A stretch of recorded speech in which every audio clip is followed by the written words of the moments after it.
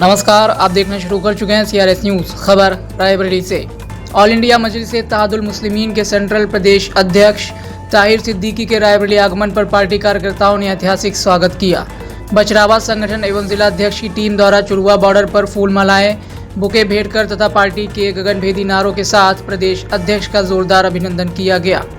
इसके पश्चात बचरावा विधानसभा अध्यक्ष के नेतृत्व में गाड़ियों का काफिला आगे बढ़ा, जहां जिला एवं सलोन की टीम द्वारा त्रिपुला चौराहे पर प्रदेश अध्यक्ष का स्वागत सम्मान किया गया। इसके बाद काफिला विधानसभा उचाहार के दीनशाह गौरा ब्लॉक अंतर्गत धमधमा गांव पहुंचा, जहां सैकड़ों कार्यकर्ताओं ने प्रदेश अध्यक्ष शेख ताहिर सिद्दीकी को फूल मालाएं पहनाकर भव्य स्वागत किया। धमधमा गांव में आयोजित कार्यक्रम के दौरान प्रदेश अध्यक्ष ने कार्यकर्ताओं से जनसंपर्क किया तथा संगठन को मजबूत करने के उद्देश्य से कई पदाधिकारियों को नियुक्ति पत्र वितरित किए। जनसभा को संबोधित करते हुए प्रदेश अध्यक्ष शेख ताहिर सिद्दीकी ने कहा कि MIM पार्टी हमेशा गरीबों, दलितों, पिछड़ों और वंचित वर्गों की आवाज़ बनकर संघर्ष करती रही है। पार्टी का उद्देश्य समाज के हर वर्ग को साथ लेकर चलना है।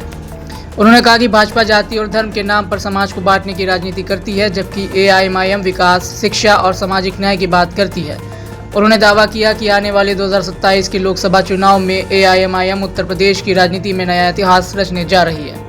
वहीं जिला अध्यक्ष सैयद ताजदार नकवी ने कहा कि AIMIM का कारवां लगातार आगे बढ़ रहा है और बड़ी संख्या में लोग पार्टी की नीतियों से प्रभावित होकर जुड़ रहे हैं। जिला उपाध्यक्ष एडवोकेट मोहम्मद आबिद ने कहा कि AIMIM किसी एक वर्ग या जाति की पार्टी नहीं है, बल्कि यह सर्व समाज की पार्टी है, जहां हर वर्ग के लोगों को सम्मान और भागीदारी मिलती है।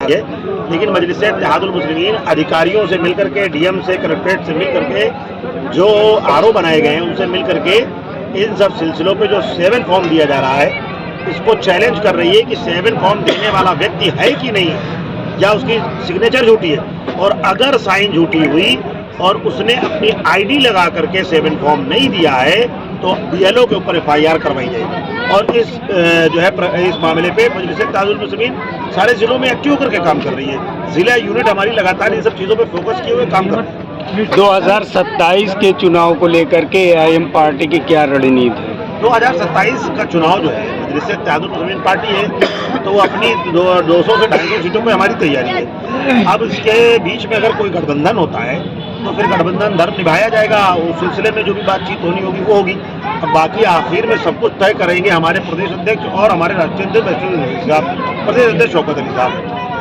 अगर गठबंधन हुआ तो सीटें 19-20 होंगी, अगर कोई गठबंधन नहीं होता है तो मजलिस-ए-इत्तेहादुल मुस्लिमीन स्वतंत्र है, कम से कम 250 सीटें उत्तर प्रदेश में चुनाव लड़ेंगी। जिस तरह सोशल मीडिया पे चल रहा है, क्या बसपा के साथ आपका गठबंधन हो सकता है या कोई इसकी कवायद है? जब शिवसेना के साथ कांग्रेस का गठबंधन हो सकता है तो मजलिस-ए-इत्तेहादुल मुस्लिमीन का अगर बसपा से गठबंधन हो जाता है तो इसमें कोई सोचने समझने वाली बात नहीं है।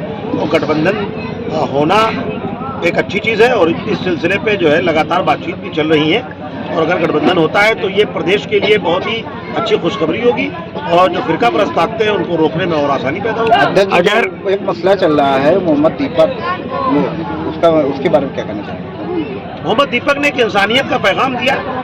नफरत के माहौल में मोहम्मद दीपक ने ये बताया कि किसी को नाम के बुनियाद पे नहीं मारिए, किसी के नाम के बुनियाद पर किसी के बिजनेस को तबाह मत करिए, किसी के नाम के बुनियाद पर उससे आप नफरत मत करिए।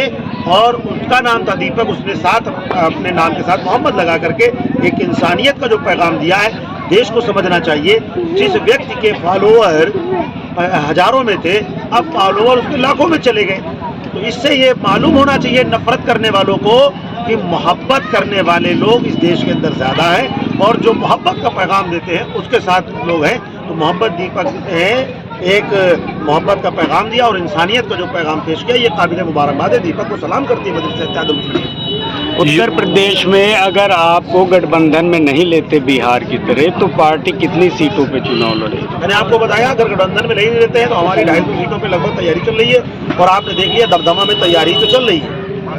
ये दमदमा में इतना बड़ा धमाल मचा हुआ है, जो लोग कहते हैं ये VIP गढ़ सड़, तो ये गढ़ में तो सब खत्म हो गया मामला। मजलिस-ए-इत्तेहादुल मुस्लिमीन घर घर तक पहुँचेगी, दरवाजे दरवाजे तक पहुँचेगी, और अपने हक और हुकूक और हिस्सेदारी के लिए अब कुछ सोचने समझने की भी जरूरत नहीं है और मजलिस इत्तेहादुल मुस्लिमीन की तरफ एक कारवां बढ़ रहा है।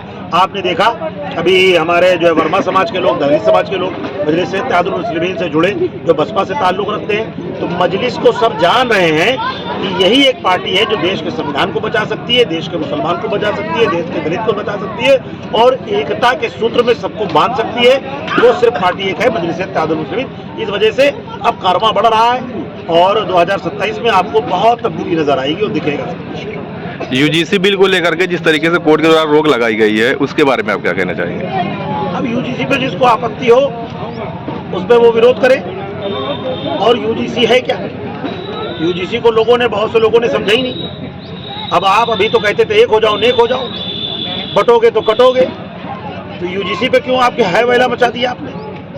क्यों मचा दिया? आपका नारा था बटोगे तो कटोगे, तो नारा देने वाला व्यक्ति कौन था? वो भी जो है सर्व समाज का आदमी और उच्च कोटि जाति का। उन्होंने ये नारा दिया था बटोगे तो कटोगे। जब उन्होंने कई समाज बटने लगा और तुरंत फर्क महसूस कर लिया और नीचा ऊंचा इसमें जो है फर्क होने लगा और विरोध प्रदर्शन शुरू हुआ। सरकार को जो है बैकफुट पे आना पड़ा। सरकार ही ने यूजीसी लाई और सरकार ही ने सुप्रीम कोर्ट में पिटीशन करा के उस पर रोक लगवा ली। तो चिट भी मेरी, पट भी मेरी, कहिया मेरे भाव का, सब कुछ तो उनका है भाई।